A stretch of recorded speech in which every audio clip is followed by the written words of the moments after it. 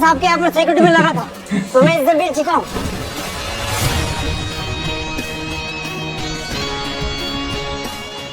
मेरे इंस्पेक्टर ने गौतम के बारे में जो बताया वो सुनकर वहाँ खड़े सभी लोगों के होश उड़ गए। जब गौतम का असली राज सुना तो पूरा पुलिस स्टेशन का मंजर बदल गया।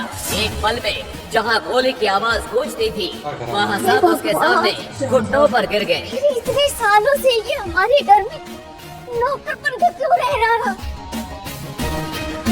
क्या सच है गौतम का? अब क्या होगा जब अग्रवाल परिवार गौतम का सच जान गया है? क्या अवनी के दादाजी को गौतम की सच्चाई पता थी?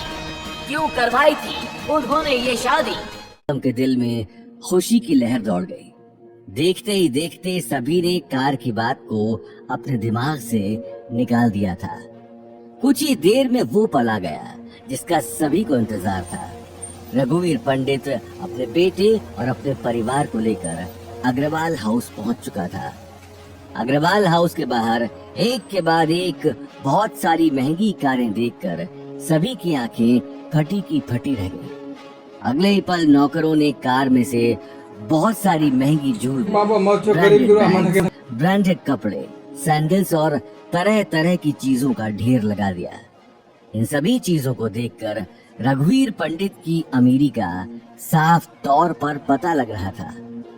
गायत्री देवी इन सारी चीजों को देखकर कार की बात को भूलकर समधियों की खातिरदारी में लग गई। वहीं शनाया अपने अमीर पति को देखकर अवनी को बेइज्जत करने का मौका ढूंढने लगी। शनाया अवनी को फिर छेड़ते हुए बोली, अवनी, सिद्धार्थ मेरे लिए बहुत महंगे महंगे पर्स लेकर आया है जो शायद तुमने कभी देखे भी नहीं होंगे।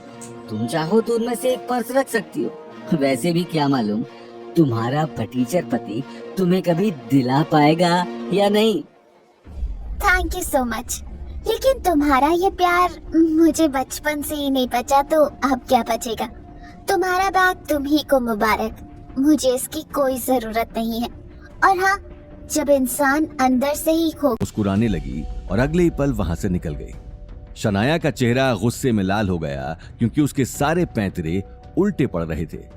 वहीं दूसरी तरफ सिद्धार्थ शनाया के घर इतनी इज्जत पाकर मन ही मन बहुत खुश था, लेकिन गौतम को देखते ही उसके चेहरे की खुशी गायब हो गई और उसे अचानक ही अवतार ग्रुप में हुई बात याद आ गई। कल तुम बहुत उछल रहे थे, क्या कहा था तुमने?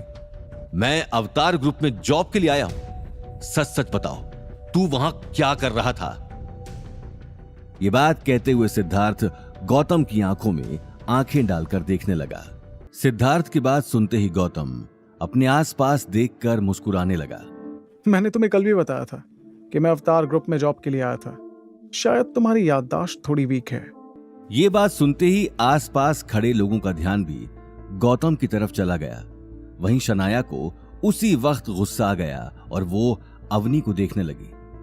शनाया ने कहा, हाँ, मैं ये बात तो अवनी को बताना भूल ही गई कि हमारे प्यारे जीजा सा कल अवतार ग्रुप में झाड़ू लगाने की नौकरी के लिए गए थे।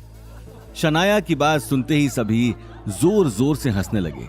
अवनी ने शर्मिंदगी से अपना सिर झुका लिया। वहीं लोगों के ठहाके सुनकर सिद्धार्थ को जोश आ चुका था। हाँ, लेकिन बेचारा क्या करे, बेचारे को शायद वहां भी कोई जॉब नहीं मिली या किसी ने जॉब पर रखा ही नहीं। लेकिन कोई बात नहीं, मेरा दिल बहुत बड़ा है, मैं अपने होटल में तुम्हें जॉब दूंगा। तुम चाहो तो कल से ज्वाइन कर सकते हो। टॉयलेट क्लीनर की जॉब है और मुझे लगता है कि तुमसे बेहतर ये जॉब कोई नहीं कर सकता।